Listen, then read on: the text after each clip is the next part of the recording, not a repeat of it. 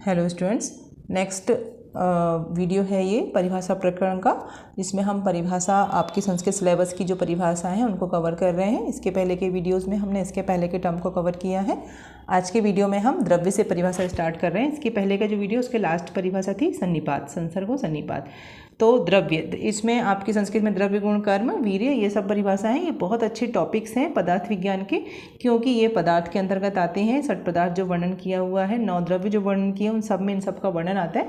तो आप बहुत अच्छे से इसको, यहाँ तो सिर्फ परिभाषा के रूप में तो सिर्फ परिभाषा ही पढ़ेंगे, लेकिन अदर डिटेलिंग में आप उन सब्जेक्ट से भी इसको पढ़ सकते हैं। तो द्रव्य क्या परिभाषा है? ध्रुव गतव धातु में यत प्रत्यय करने से द्रव्य शब्द बनता है। फिर इसकी जो बेसिक परिभाषा या निरुक्ति है वो क्या है? द्रवति गच्छति परिणामम अभीक्षणम इति, जो सदा परिणाम को प्राप्त होता रहता है वो द्रव्य, मतलब कि जिसमें चेंजेस होते रहते हैं निरंतर प्रतिपल प्रतिक्षण, वह द्रव्य कहलाता है। भाव और अभाव 2 प्रकार के पदार्थ होते हैं। इसमें भाव पदार्थ में द्रव्य, गुण, कर्म, सामान्य विशेष आते हैं, और द्रव्य एक पदार्थ प्रधान पदार्थ होता है। तो अभी तो मैं जितना जो टाइम मैनेज हो रहा है उसमें संस्कृत के बढ़ा के आप लोगों को दे रही हूँ, लेकिन अगर इसके बाद टाइम बचा तो मैं ज़रूर आपको पदार्थ विज्ञान के लिए लेक्चर्स दूंगी, जिससे कि आप इनको बहुत अच्छे से समझ पाएंगे। मतलब ये टॉपिक बहुत इंटरेस्टिंग है, लेकिन अभी तो खैर बहुत ज़्यादा डीपली जाएंगे तो टॉपिक से हट जाएंगे हम परिभाषा प्रकरण से। तो अभी तो हम सिर्फ आपको परिभाषा के लिए बता रहे हैं, लेकिन कभी पदार्थ विज्ञान के लेक्चर लिए यदि तो आप लोगों को ज़रूर उसमें डिटेल में समझाएंगे। तो इसमें भाव पदार्थ में क्या क्या आता है? द्रव्य, गुण, कर्म, सामान्य और विशेष आते हैं। तो इसमें द्रव्य जो है एक प्रधान पदार्थ है। कोई भी चीज़ जो ये गुण है, कर्म है, सामान्य, ये सब कुछ द्रव्य के ऊपर डिपेंडेंट है, इसलिए द्रव्य एक इम्पॉर्टेंट फैक्टर होता है।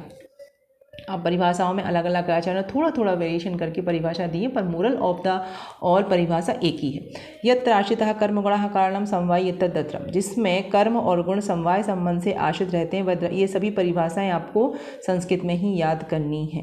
ठीक है, तो ये एक जगह परिभाषा याद करेंगे, ये आपको सभी जगह काम में आएगी। द्रव्य, ये 6 पदार्थ का टॉपिक संहिता में भी है, पदार्थ में भी है और संस्कृत में भी है। तो एक जगह याद करो, सब जगह लिखो। तो जिसमें कर्म और गुण समवाय संबंध से आश्रित होते हैं वह द्रव्य है। द्रव्य में कर्म और गुण ऐसे संबंध में है, समवाय संबंध में, मतलब कि अगर इनका ये द्रव्य में है तो ही द्रव्य, नहीं तो द्रव्य ही नहीं है। द्रव्य लक्षण तो क्रिया गुणवत समवायी कारणम, क्या बोलते हैं द्रव्य लक्षण को? जो क्रिया युक्त हो, गुण युक्त हो, समवायी कारण हो, वह द्रव्य है। मतलब ऐसा कोई भी चीज़ जिसमें कोई ना कोई एक्शन करने की ताकत हो, जिसमें कोई क्वालिटी हो, वही द्रव्य है। समवाय संबंधित गुण क्रियाकृतम द्रव्यम, जो समवाय संबंध से गुण और क्रिया का आश्रय हो वो द्रव्य है। तो सभी का मोरल एक ही है कि समवाय संबंध से जिसमें गुण और कर्म रहते हैं वो द्रव्य कहलाता है। मैंने आचार्यों के नाम नहीं लिखे हुए हैं कि किस किस आचार्य के हैं ये, लेकिन आप इसकी परिभाषा याद करके जरूर लिखिएगा। तो द्रव्य कितने माने जाते हैं? 9 द्रव्य माने जाते हैं। पंचमहाभूत, आत्मा, मन, काल, दिक्, ये जो है ये सभी द्रव्य जो हैं इनमें ये गुण माना ही जाएगा। कौन सा गुण आएगा इसमें? इसमें आपका कर्म भी है और इनमें क्वालिटीज़ भी हैं। ये सभी देखिए आप, पंचमहाभूत के अपने गुण हैं, ये एक्शन करते हैं आत्मा में भी, मन में भी, काल, दिक् में, इन सभी में। और चेतन अचेतन वैसे 2 प्रकार के होते हैं। फिर चेतन भी 2 प्रकार का होता है, अंतश्चेतन और बहिचेतन। और अचेतन भी 2 प्रकार का, अचेतन में नॉन लिविंग जितनी भी चीज़ होती है वो आती है। चेतन में अंतश्चेतन मतलब प्लांट, और बहिचेतन मतलब एनिमल और ह्यूमन। प्लांट अंतश्चेतन इसलिए होती है क्योंकि उनके सेंस ऑर्गन्स नहीं होते, तो वो अपनी जो चेतना है उसको प्रकट नहीं कर पाते हैं। लेकिन वही चेतन मतलब मनुष्य जो है और एनिमल जो, उनके अंदर सेंस ऑर्गन्स होने से वो अपनी चेतना, अपनी जीवित होने की क्षमता को बाहर अच्छे से प्रकट कर देते हैं। इसीलिए ये 2 टाइप से इसका वर्णन किया। अब इसके आगे दी और क्वेश्चन में और आपको लिखना है और डिटेल लिखना है, तो आप इनकी और फर्दर डिवाइडेशन की जो अंतश्चेतन होता है वो 4 प्रकार का होता है, वनस्पति, वानस्पत्य, विरुद्ध और वो गुल्मा, और वही चेतन फिर आगे फर्दर टाइप का होता है, जरा जॉन्डिस, श्वेतज और उद्भिज। तो ये हमने यहाँ पे नहीं लिखा हुआ है, टेबल है वो पूरी, आप लोग लिख सकते हैं अगर आपको एग्जाम में ऐसा लगता है कि मार्क्स के लिए। मैंने सिर्फ परिभाषा पे फोकस किया है, और परिभाषा में जो मैंने परिभाषाएं थी वो लिखी हुई हैं यहाँ पे। तो द्रव्य मतलब सिंपल ऐसी चीज़ जो आपको ये बता सकती है कि इसमें क्या ये काम करेगी, वो काम किस बेस पे करेगी? अपने गुण के बेस पे करेगी। जिसमें जो क्वालिटी होती है उसके बेस पर ही वो अपना एक्शन करता है, और तभी वो एक द्रव्य कहलाता है। इस सिंपल है वो। ठीक है, तो फिर आगे उदाहरण वगैरह में जितनी भी चीज़ें हैं वो सभी द्रव्य हैं, सभी में गुण होता है कुछ ना कुछ जो अपना एक्शन करता है। अच्छा है बुरा एक अलग विषय है, लेकिन कुछ ना कुछ क्वालिटी सभी में होती है। तो ये द्रव्य की परिभाषा होगी। इसके बाद नेक्स्ट परिभाषा है गुण की परिभाषा है। गुण को कैसे बताया गया है? गुण आमंत्रित से गुण बनता है। गुण आमंत्रित मतलब कि गुण एक ऐसी चीज़ है जो आमंत्रण मतलब कि किसी को आकर्षित करती है। तो गुण से ही हम आकर्षित होते हैं, किसी के अंदर कोई अच्छा गुण होता है तब आकर्षित होते हैं, किसी के अंदर कोई बेकार गुण तब भी पता चल जाता है। तो गुण एक बहुत इम्पॉर्टेंट है इस चीज़ को लेके, आइडेंटिफिकेशन को लेके। अतः जो आकर्षित करे वह गुण है। यह एक पदार्थ है जो द्रव्य में आश्रित रहता है। ठीक है, गुण कहाँ द्रव्य में आश्रित रहेंगे। हम कहें सुंदर, तो सुंदर को हम कैसे देख सकते हैं, किसी चीज़ को ही तो बोलोगे, ऐसे तो दिखेगा नहीं। इसकी परिभाषा में क्या है, समवायी तो निश्चेष्टा कारणम गुणा। जो समवायी हो, चेष्टा रहित हो और अकारण हो उसे गुण कहते हैं। मतलब जो द्रव्य में समवाय संबंध से रहता है, द्रव्य की आश्रित है, तो ये अकेले क्रिया नहीं कर सकते, इसको एक्शन करने के लिए कोई ना कोई द्रव्य का आश्रय चाहिए। ठीक है, और गुण अन्य गुणों को बना देते हैं, मतलब कि एक गुण दूसरे गुण को बनाने में सक्षम रहता है, वो इसमें कहा गया है। अब वो कैसे होता है, क्या होता है, वो पदार्थ विज्ञान में अगर हुआ तो पढ़ाएंगे आपको। द्रव्याश्रय गुणवान संयोग विभावेश कारणम अनपेक्षिति। जो द्रव्य आश्रयी हो, गुण अगुणवान हो, संयोग विभाग में अनपेक्ष कारण हो, वही गुण है। संयोग विभाग में अनपेक्ष कारण मतलब कि संयोग विभाग में अनपेक्ष कारण नहीं है, मतलब कि संयोग विभाग में ये नहीं करता, संयोग विभाग नहीं कर पाता, ये सिर्फ द्रव्य आश्रय रहता है, गुणवान होता है। विश्व लक्षण गुणा, जिसमें अनेक लक्षण हो वह गुण है। मतलब कि गुण कितनी क्वालिटीज़ हो सकती हैं, अनन्यूमरेबल नंबर्स ऑफ द क्वालिटीज़ हो सकती हैं, इसलिए यहाँ पर बोला है विश्व लक्षणा। मतलब कि सभी प्रकार के गुण, सभी प्रकार के लक्षण जहाँ होते हैं वही गुण हैं, तो इसलिए यहाँ पर विश्व शब्द लिया हुआ है। अब गुण तो हमने समझ लिया कि द्रव्य के आश्रित होते हैं, अपने जैसे समान अपने से भिन्न गुणों को पैदा कर सकते हैं, सब कुछ, पर क्रिया मतलब ऐसे ही विभाग का काम नहीं करते। अब यहाँ पर प्रकार है, बहुत प्रकार के 41 टाइप के गुण बताए हुए हैं।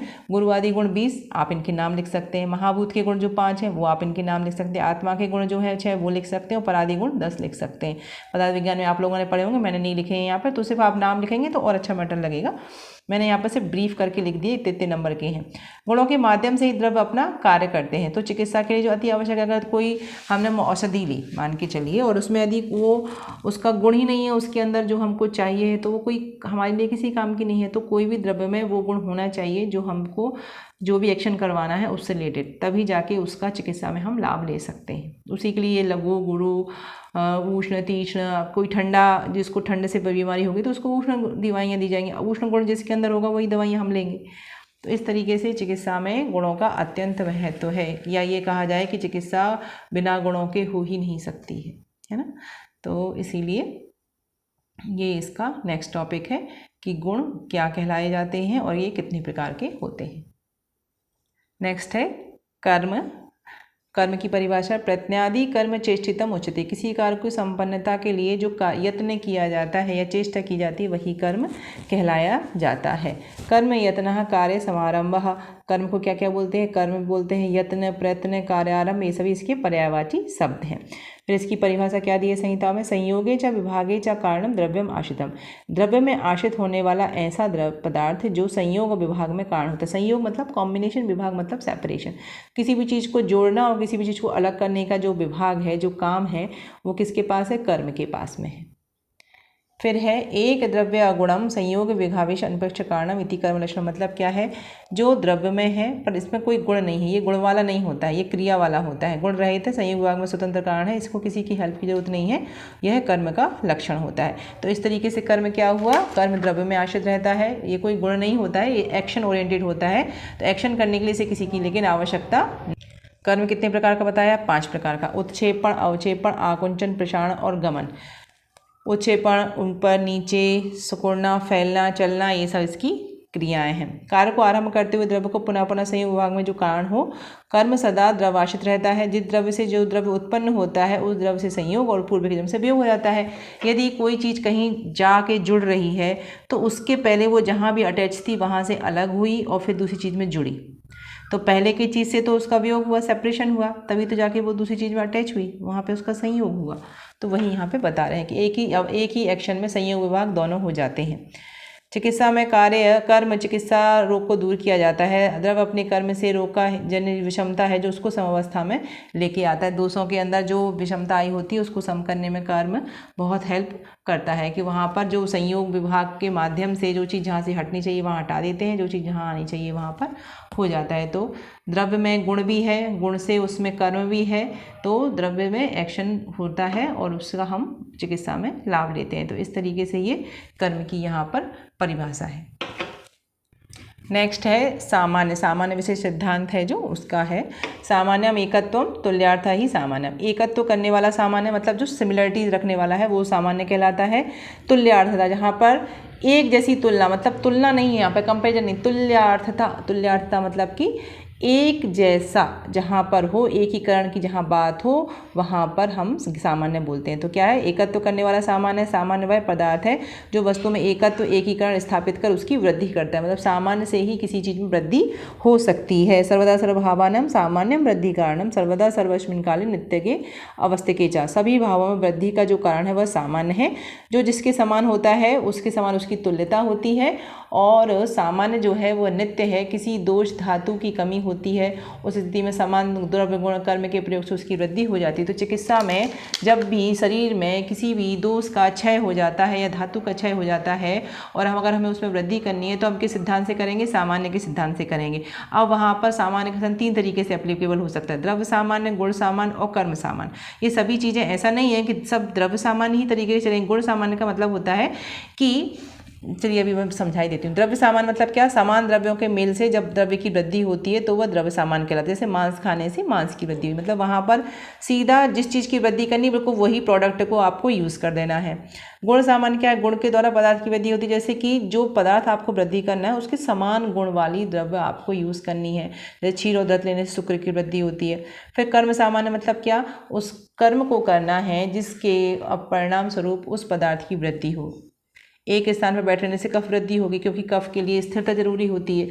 तो इस तरीके से स्थिर रहना मतलब मूवमेंट नहीं होना तो वो कर्म में आ गया।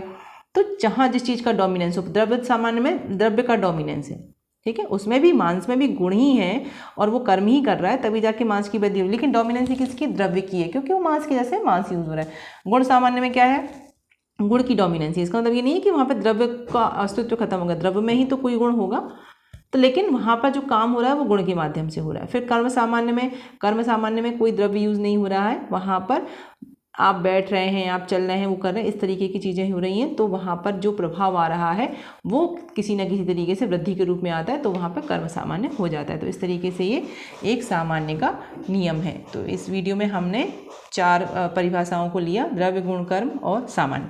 इसके आगे की परिभाषा में हम नेक्स्ट वीडियो में देखेंगे। आप लोग इस वीडियो को ज़्यादा से ज़्यादा बच्चों में शेयर करिए, जिससे कि अभी बच्चे एग्ज़ाम आने वाले हैं जून जुलाई में, तो उन बच्चों की हेल्प हो पाएगी, बच्चा अच्छे मैटर लिख पाएंगे एग्जाम में। आप लोग वीडियोस को देखें, सपोर्ट करें, चैनल को सब्सक्राइब करें और थैंक यू वेरी मच।